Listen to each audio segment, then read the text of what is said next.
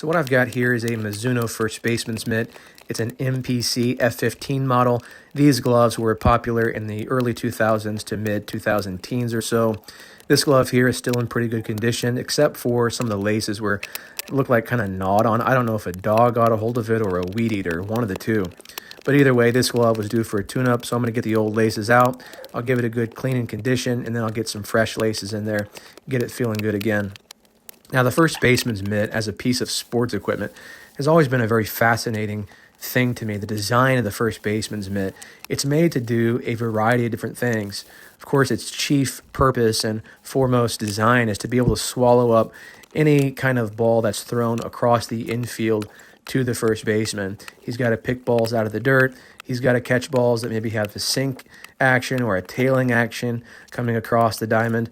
But in addition to that, he's also got to field ground balls just like any other position in the infield.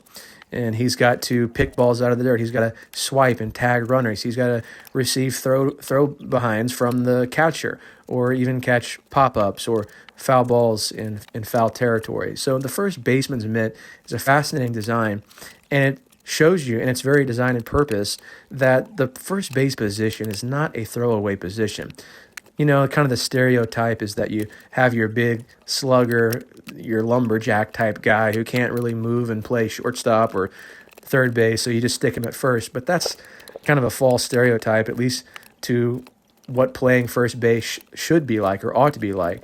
It's a position that requires a great skill set and a great intelligence and a great mind. There's an art to playing first base, the footwork, the swipes, the tags. There's so many intricacies to playing first base.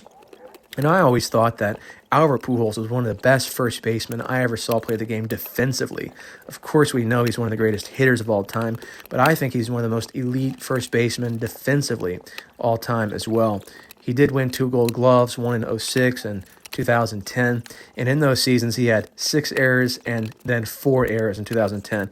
So he was one of the best defensively at first base. He was always making the routine plays look easy. He was making diving plays in his prime on a regular basis, throwing the ball to the pitcher who was covering on his back. And he was always really aggressive as well at fielding the bunt. He was smart. He knew where to go with the ball, knew where to be, and really helped direct that infield. Well, if you have a great first base comment or a memory of Pujols at first base, comment that below and like and subscribe. Thanks for watching.